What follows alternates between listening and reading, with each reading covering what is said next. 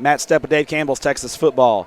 Back here on the final day of the 98th Annual Texas High School Coaches Association Convention, and we are here with the head coach of those North Forney Falcons, Coach Eric Luster.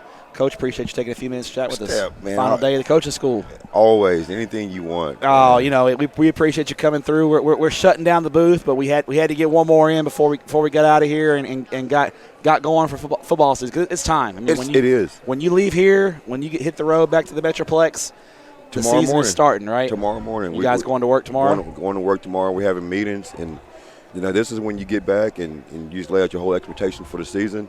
This is what we're going to be based on. This is what we're going to do.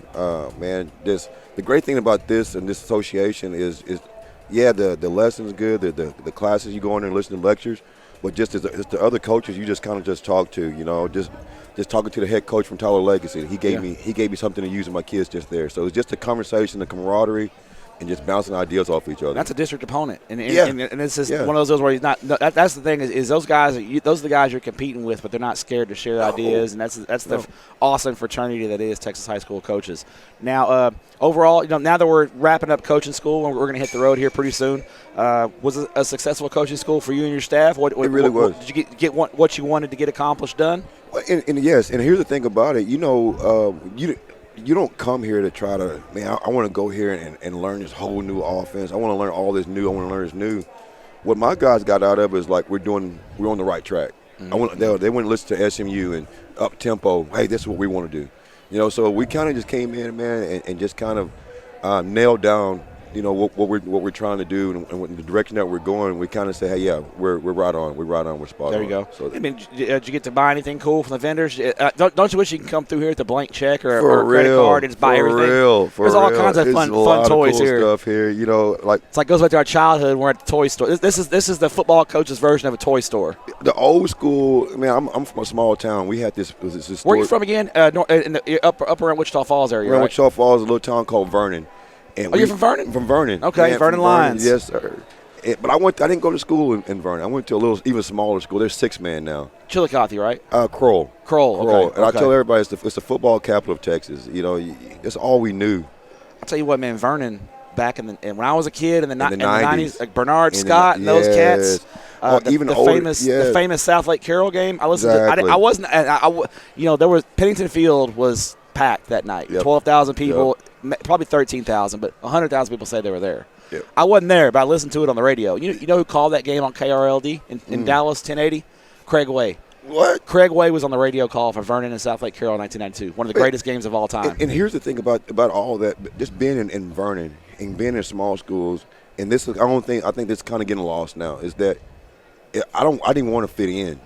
I wanted to stand out, and man, there was so much talent in Vernon. Even though I went to another school, is that the newspaper was out of Vernon. Yeah. So you on Saturday morning, you get up there, you open that paper, and you saw anybody in Vernon with the last name Scott, Cherry. Oh yeah, the Cherries. Richardson. Yeah. Those some dudes. Yeah. Then here's my stat line over here. It was like one of those deals. It's competition, and I think that's what we kind of got to get back to. Is find a way to just teach kids how to compete. So all they want to do now is just fit in. I want to have this guy here is doing this. This is how he went viral. I'm gonna do this. Not like I want to do something different. Yeah. So that's kind of, growing up in a small town, you learn that. You've worked in big schools, so was there adjustment period for you as a young coach because you grew up in a small town, went to a small school, working in bigger schools, and because they operate differently because they have to because they're bigger schools. I mean, was that as a young coach, was that adjustment for you? No, and the adjustment is usually opposite. It's usually going from big schools where you got all the athletes you want, all the resources. Exactly. Now I got to go to small 20 school. coaches. Yes. Yeah. I got to paint a field. I got to do laundry. Yeah. I got to stitch pants. Exactly. Yeah. I got to drive a bus. Did you have to do all that as a young coach? Like, what was the most grunt work? We're cleaning up the booth here, and we're having to do some grunt work. Yes. What was one of the most grunt work jobs you had to do? Did you ever have to paint a field or anything? Paint a field. You had to. Man, every Wednesday that was our deal. Yeah. We cut practice short on Wednesday. Now you cut practice short now for me, so I can have my coaches can spend time with their wives. Yeah. Then it was like we cut practice short so we can paint the field to get ready for the sub-varsity game. What was your first? Where was your first not head coach? What was your first coaching job? What school? My first coaching job, man, I was a junior in college. Finished playing football at Midwestern State, and I got a job at a small Catholic school, Notre Dame Catholic, right there in Wichita Falls. Notre Dame Catholic, yeah. I coached there for 2 years, and we had to paint the field there. Okay. My official. Were you painting the line straight, Coach? Oh, we had the line drawn out with screwdrivers poked out there. We put little metal stakes in the corners, so we had a little metal detector every once in a while to go out there and fight. We did all of that. Wow. Okay. But the beauty about it now is I wasn't afraid to work. Yeah. So you get that work ethic instilled as a young coach. And now every young coach now wants to be an OC, DC. Well, they want to come out of college and be a coordinator. They know more than you. Yeah.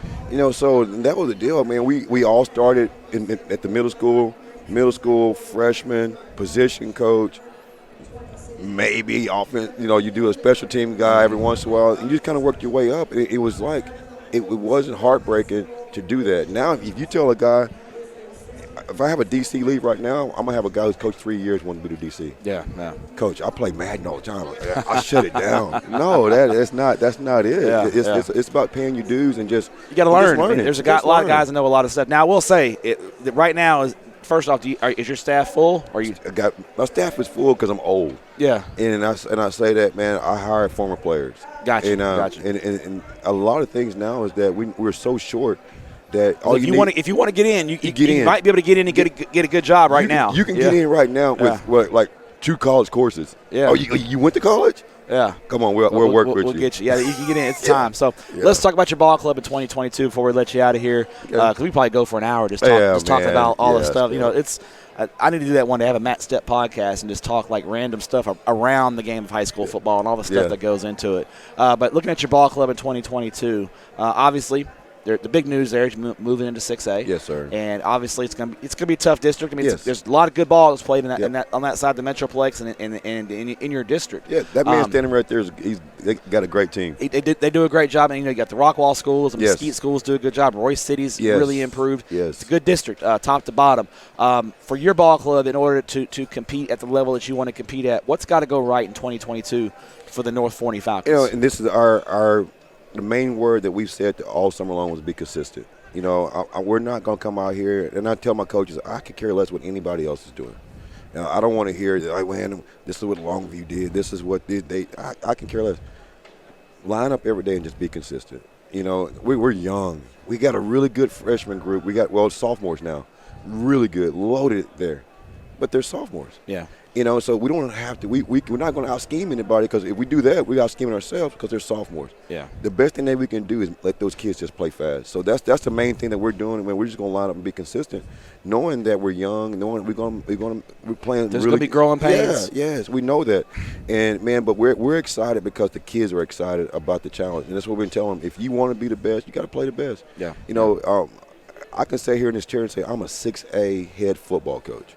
That's something to say. Exactly. I'm not over here like I'm a 6A. No, I'm proud of that. Yeah. And I'm proud of the staff that I put together. That's probably one of the biggest things that kind of happened was not just my players, but the ones who's coaching my players. And you get guys like who's been coaching and name drop some guys like Kenny Duck. He's been a head coach, been in DC all over Texas. Mario Edwards played for the Cowboys. Coaching my corners. Said if he can't get you right. Yeah. The next place for you is stand next to Coach Lusser on the sideline. Yeah. Because you just can't play for us. I got a funny question for you. When you walk around here now, I won't date you, but you've been around a little while now. Mm-hmm. Now, are you to the point now where you're starting to run into a lot of kids that you coach that are coaching now? Yes. So I mean, obviously you're proud of those guys. Yes. It doesn't matter if they're coaching for you or coaching somewhere else. You're really proud of them. Yeah. But do you go home to coaching school and you're like, man, there's a lot of these kids that I coached that are now coaching. I'm getting old. Do you feel like that sometimes? It gets even worse. There's a lot of guys that I coach that man, I'm coaching their kids now. But you see guys here, and you're like, I remember that. I remember him as a player. Mm-hmm. He didn't work very hard. I hope he's a better coach. Now it'll be funny if you start having kids that great, second generation kids start to become coaches at that point. Because you're probably coaching kids. Of kids that you coached, and then when those kids become adults and start coaching, you're like, oh man, I'm really old now. That's when it's time for me to just put me out. Put you at the pasture. Put me on out there because it's time for me to hang it up then. But I'm blessed, and I got a little girl that's 12 years old. That's 6.